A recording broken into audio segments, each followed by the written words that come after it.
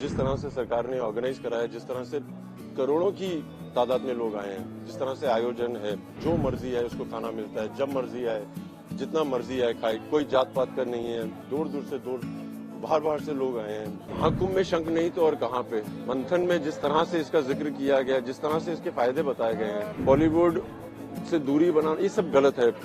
हम बहरूपिया हैं, हम एक्टिंग करते हैं, मगर हैं तो सनातनी और अमर हैं सब लोग। आज नहीं तो कल फिर वापस आएंगे। ये सब सनातनी तो है, जो शुरू नहीं हुआ अंत नहीं हुआ। मेरे माँ का सपना था कि कुंभ में स्नान किया जाए, और एक एक्टर होने की जिम्मेदारी भी होती है कि बहुत लोग होते हैं, उनको संभालना भी पड़ता है। सो जो सुना था कि बहुत भीड़ है, वो सब तो है, बट माँ को स्नान करने के बाद जो खुशी मिली है उसके अलावा कुछ नहीं है।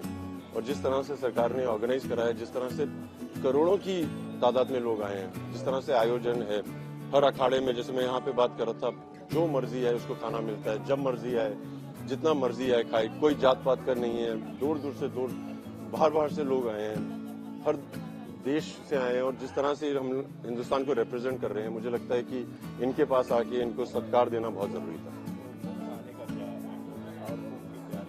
नहीं, जैसे मैंने कहा कि कुंभ आना मेरी माँ के लिए बहुत जरूरी था, यहाँ पे शंखनाद करना बहुत जरूरी था, क्योंकि समुद्र मंथन में ये भी एक बहुत अहम चीज थी। यहाँ पे सब प्राणायाम की बात करते हैं, मैं गुरुजी से भी बात कर रहा था, प्राणायाम का जिक्र होता है। शंखनाद एक ऐसा चीज है कि आपको हर तरह का प्राणायाम करवाती है, आपकी सांसों को आपके संयम में लाती है। और आज की अधिकतर जो बीमारियां हैं, मुझे लगता है वो सांसों से रिलेटेड हैं। और स्ट्रेस, एंग्जाइटी आजकल की युवा पीढ़ी को होता रहता है, और मुझे लगता है कि अगर शंखनाद किया जाए तो बहुत फायदा होता है।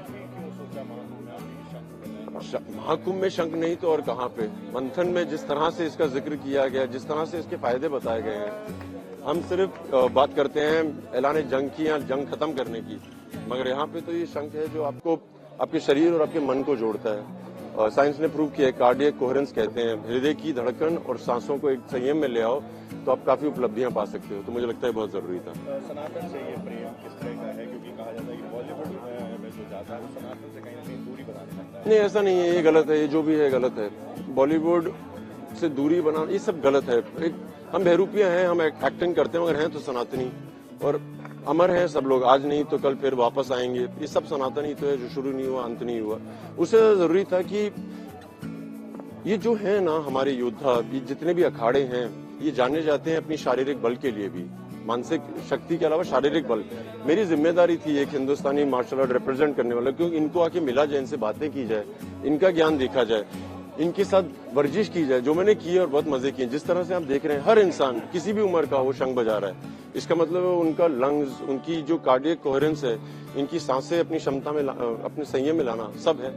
फिजिकली मेंटली बहुत फिट लोग हैं, अधिकतर लोग। युवाओं को किस तरह का एक संदेश यहाँ से दे रहे हैं? नहीं, युवाओं के लिए यही संदेश है कि अगर जो भी आपके कर्तव्य हैं वो करें। जैसे आप बता रहे थे कि एक माँ की तरफ आपकी जिम्मेदारी होती है, एक देश की तरफ आपकी जिम्मेदारी होती है, एक धर्म की तरफ अपनी जिम्मेदारी होती है, एक इंसानियत की तरफ होती है। आप जो भी एक जिम्मेदारी उठा लें, उसको बस पूरी तरह से पूरी कीजिए।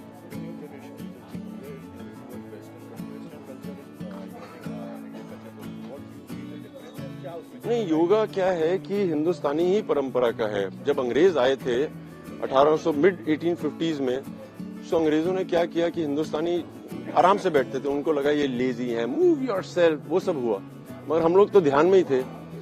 अब मेरे ख्याल से समय आ गया, जब विवेकानंद जी गए थे, उन्होंने योग को पूरी दुनिया तक पहुंचाया है। अब समय आ गया है कि हम अपने योग को वापस लेके आए।